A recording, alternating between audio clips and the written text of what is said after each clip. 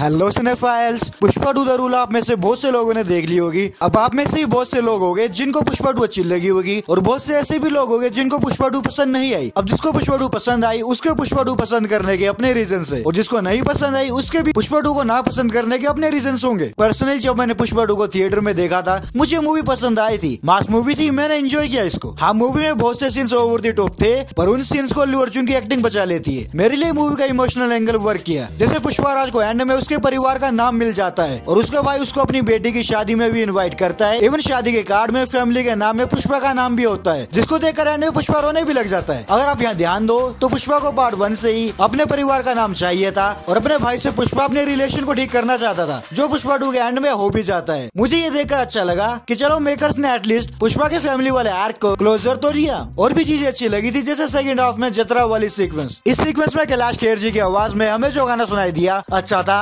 Even पूरी जतरा sequence में अल्लू अर्जुन ने शानदार परफॉर्मेंस दी है, इस बात को कोई डिनाई नहीं कर सकता और मुझे मजा आया जतरा सीक्वेंस देखकर। ओवरऑल मुझे पुष्पा 2 अच्छी लगी थी देखने में। इस पर एक फुल वीडियो बनाई है, आप उसे देख सकते हो। एनीवेज मैं यहाँ पर जो लोग पुष्पा 2 को क्रिटिसाइज कर रहे थे उनके वैलिड क्रिटिसिज्म को भी इग्नोर नहीं कर सकता। सबसे बड़ा क्रिटिसिज्म जो रहा वो था फहद फासिल का कैरेक्टर भंवर सिंह शेखावत। भंवर सिंह शेखावत को पुष्पा द राइज में इंट्रोड्यूस किया था as ruthless inspector. Bhanwar Singh Shekhawat की एंट्री पुष्पा पार्ट 1 में शानदार थी। बंदा पुलिस जीप में जगह बनाने के लिए किसी का एनकाउंटर कर देता है, पर पार्ट 2 में शेखावत का कैरेक्टर एक कॉमिक रिलीफ बन के रह गया। मेकर्स ने फहद फासिल जैसे बेहतरीन एक्टर को अच्छे से यूटिलाइज नहीं किया मूवी में। शेखावत का कैरेक्टर मूवी में एक पॉइंट के बाद साइड लाइन हो जाता है। और भी कंप्लेंट्स थी, जैसे मूवी का क्लाइमेक्स, जिसको मैं डिफेंड नहीं कर सकता। क्लाइमेक्स ओवर द टॉप हो जाता है। पर्सनली अगर अल्लू अर्जुन की जगह कोई दूसरा एक्टर होता तो क्लाइमेक्स मेरे लिए भी शायद इतना वर्क नहीं करता। और भी बहुत से पॉइंट्स हो गए। आपने पुष्पा 2 के बहुत से रिव्यूज देख लिए होंगे, पता होगा आपको। अब यहाँ पर मेन मुद्दा आता है कि हमें पुष्पा पार्ट 3 द रैम्पेज से क्या एक्सपेक्ट करना चाहिए। देखो पर्सनली मैं चाहता हूँ कि अब पुष्पा पार्ट 3 एक टोटल सीरियस फिल्म हो। पुष्पा पार्ट 2 के एंड में जो ब्लास्ट हुआ था उसमें लग तो ऐसा ही रहा है कि पुष्पा की पूरी फैमिली उस ब्लास्ट को सर्वाइव नहीं कर पाएगी। और पार्ट 3 का मेन प्लॉट ये रहेगा कि पुष्पा उस इंसान को ढूंढेगा जिसने ये ब्लास्ट करवाया और इस बीच पुष्पा का अपने दूसरे एनिमीज से भी एनकाउंटर होता रहेगा। अब ऐसे में एक फिल्म मेकर से एक्सपेक्ट किया जा सकता है कि वो फिल्म में अननेसेसरी आइटम सॉन्ग्स ना डाले, कोई अननेसेसरी कॉमेडी सीन्स ना क्रिएट करे, क्योंकि इससे मूवी की सीरियसनेस खत्म हो जाएगी। और ये भी मैं सुकुमार से उम्मीद करूंगा